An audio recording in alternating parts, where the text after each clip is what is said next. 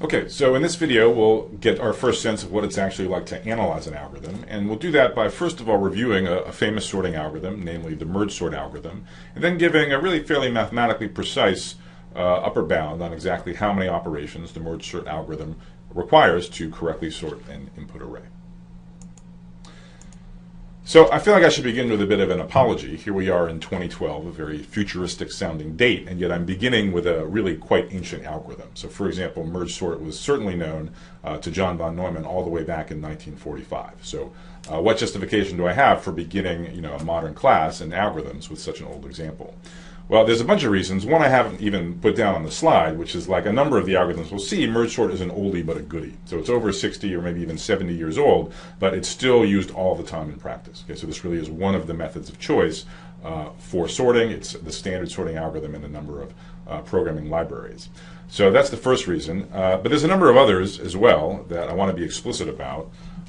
So first of all, throughout these online courses, we'll see a number of general algorithm design paradigms, ways of solving problems that cut across different application domains. And the first one we're going to focus on is called the divide and conquer algorithm design paradigm. So in divide and conquer, the idea is you take a problem, you break it down into smaller subproblems, which you then solve recursively, and then you somehow combine the results of the smaller subproblems to get a solution to the original problem that you actually cared about. And merge sort is still, to this day, perhaps the most transparent application of the divide and conquer paradigm. It'll just be very clear what the paradigm is, what analysis challenges it presents, and what kind of benefits you might derive. As far as the benefits, so for example, you're probably all familiar with the sorting problem. Probably you know some number of sorting algorithms, perhaps including merge sort itself. And merge sort is better than a lot of the sort of simpler and I would say more obvious sorting algorithms.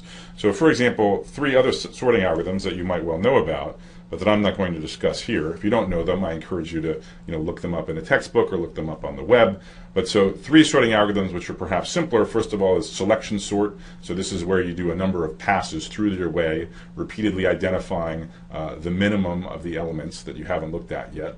So you do basically a linear number of passes, each time doing a minimum computation.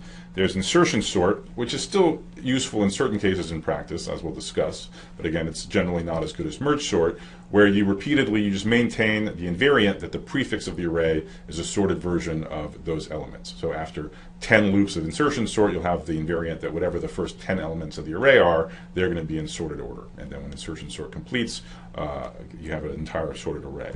Finally, some of you may know about bubble sort. This is where you identify adjacent pairs of elements which are out of order, and you do repeated swaps until in the end the array is completely sorted. Again, I just say this to jog your memory. These are simpler sorts than merge sort, but all of them are worse in the sense that they all have performance in general, which scales with n squared when the input array has n elements. So they all have, in some sense, quadratic running time. But if we use this non-trivial divide and conquer approach, or non-obvious approach, we'll get, as we'll see, a much better running time than this quadratic dependence on the input. Okay, so we'll get a win for sorting in divide and conquer, and merge sort is the algorithm that realizes that benefit.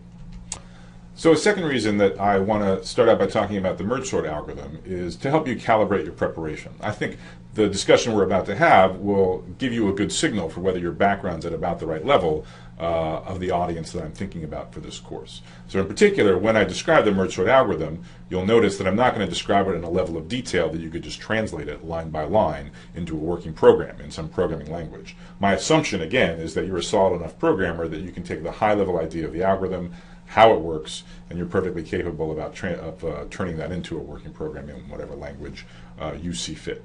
So hopefully, I don't, it may not be easy, the analysis of merge sort or the discussion of merge sort, but I hope that you find it at least relatively straightforward, because as the course moves on, we're going to be discussing algorithms and analyses which are a bit more complicated than the one we're about to do with merge sort. So in other words, I think this will be a good warm-up for what's to come. Now, another reason I want to discuss merge sort is that our analysis of it will naturally segue into discussion of how we analyze algorithms in this course and in general. So we're going to expose a couple of assumptions in our analysis. We'll focus on worst case behavior. We'll look for guarantees on performance, on running time that hold for every possible input of a given size. And it will also expose our focus on so-called asymptotic analysis, meaning we'll be much more concerned with the rate of growth of an algorithm's performance than on things like lower order terms or on small changes in constant factors. Finally, We'll do the analysis of merge sort using what's called a recursion tree method. So this is a way of counting up the total number of operations that are executed by an algorithm. And as we'll see a little bit later, this recursion tree method generalizes greatly, and it will allow us to analyze lots of different recursive algorithms, lots of different divide and conquer algorithms, including the integer multiplication algorithm that we discussed in an earlier segment. So those are the reasons to start out with merge sort. So what is the computational problem that merge sort is meant to solve? Well, presumably you all know about the sorting problem, but let me tell you a little bit about it anyways, just so that we're all on the same page. So we're given as input an array of n numbers in arbitrary order. And the goal, of course, is to produce an output array where the numbers are in sorted order, let's say from smallest to largest. Okay, so for example, we could consider the following input array, and then the goal would be to produce the following output array. Now, one quick comment. You'll notice that here in the input array, it had 8 elements, and all of them were distinct. It was the different integers between 1 and 8.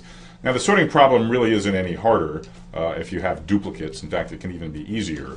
But to keep the discussion as simple as possible, let's just, among friends, go ahead and assume that they're distinct for the purpose of this lecture. And I'll leave it as an exercise, which I encourage you to do, which is to think about how the merge sort algorithm implementation and analysis would be different, if at all, if there were ties. Okay, but we'll go ahead and make the distinctness assumption for simplicity from here on out. Okay, so before I write down any pseudocode for merge sort, let me just show you how the algorithm works using a picture, and I think it'll be pretty clear what the code would be, even just given a single example. So let's go ahead and consider the same unsorted input array that we had on the previous slide. So the merge sort algorithm is a recursive algorithm, and again that means that it's a program which calls itself, and it calls itself on smaller subproblems of the same form. Okay, so the merge sort is, its purpose in life is to sort the given input array. So it's going to spawn off calls of itself on smaller arrays.